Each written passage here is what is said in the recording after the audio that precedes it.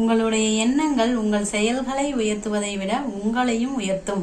எண்ணங்களில் கவனமாய் இருங்கள். சரியான சிந்தனைகளை உங்களுக்குள் விதைக்க பழகுங்கள்.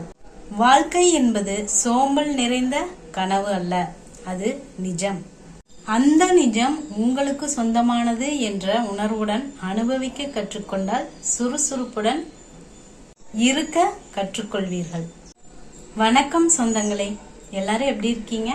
நல்லா இருப்பீங்கன்னு நம்புறேன்.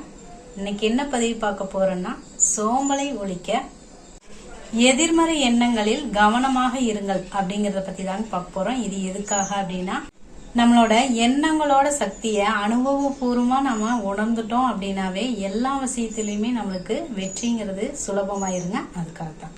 சரிங்க, சோம்பலை நீக்கி சுறுசுறுப்போட இருக்கணும் அப்படின்னு சொல்லி நீங்க முயற்சி பண்ணிட்டு இருக்கும் போது நம்மளோட எண்ணங்கள்ல கவனமா இருக்கணுங்க. அதுவும் எதிர்மறை எண்ணங்கள்ல கவனமா இருக்கணும். அது எப்படி அப்படின்னா, நாம நேரமே எந்திரிக்கணும் அப்படின்னு நினைக்கும் போது இன்னைக்கு ஒரு நாள் எந்திரிக்காட்டி தான் என்ன அப்படிங்கிற மாதிரி ஒரு எதிர்மறை எண்ணம் வரும்போது, இல்ல எந்திரிச்சுதான் ஆகணும் அப்படின்னு அதை முடியாதுன்னு அதுகிட்ட சொல்லிட்டு நாம எந்திரிச்சிடணுங்க. இது எல்லா விஷயத்துக்குமே பொருந்தும். ஏன்னா வாழ்க்கைங்கிறது சோம்பல் நிறைந்த கனவு இல்லைங்க, அது நிஜம். நிஜமான அந்த உலகத்துல அக்கறையோட வாழ வேண்டியது அவசியங்க. இந்த நிமிடம் உங்களுக்கு சொந்தமானது அப்படிங்கறத நீங்க புரிஞ்சுக்கிட்டீங்க அப்படின்னா சுறுசுறுப்போட இருக்கிறதுக்கு கத்துக்குவீங்க. ஏன்னா இந்த நொடியை நம்ம தவற விட்டுட்டோம் அப்படின்னா அடுத்த நொடி நம்மளுக்கு எப்படி இருக்கும் அப்படிங்கறது நம்மளுக்கு தெரியாதுங்க. அதனால இந்த நொடியில நாம கவனமா இருக்கணும் எதிர்மறை எண்ணங்கள்ல. ஏன்னா எண்ணங்கள் தான் நம்ம வாழ்க்கையோட அஸ்திவாரமே. எண்ணங்கள் தான் செயலா மாறுது. நல்ல எண்ணங்களில் கவனமாய் இருங்கள். நேர்மறை எண்ணங்கள்ல கவனமாய் இருங்க.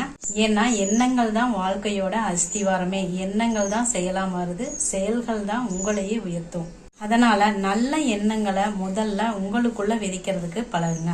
நல்ல எண்ணங்களை வேர் விட்டு வளர செஞ்சீங்க அப்படின்னாவே அதை செயல்படுத்துறதுக்கு உண்டான உற்சாகத்தை அதுவே கொடுத்து உங்களை ஊக்கப்படுத்திருங்க. அந்த மாதிரி நீங்க எதிர்மறை எண்ணத்துக்கு செவி சாய்க்காம, இந்த வேலையை செய்ய முடியாது அப்படின்னு உங்களுக்கு தோணும் போதோ, இல்லை இது இன்னைக்கு செஞ்சே ஆகணுமா அப்படிங்கிற ஒரு தடுக்கக்கூடிய ஒரு எண்ணம் வரும்போது, அது முடியாது அப்படின்னு உங்களுக்குள்ளேயே நீங்க சொல்லிட்டு நீங்க செய்ய ஆரம்பிச்சிட்டீங்க அப்படின்னாவே அந்த செயல்களை உங்களை ஊக்கப்படுத்துங்க.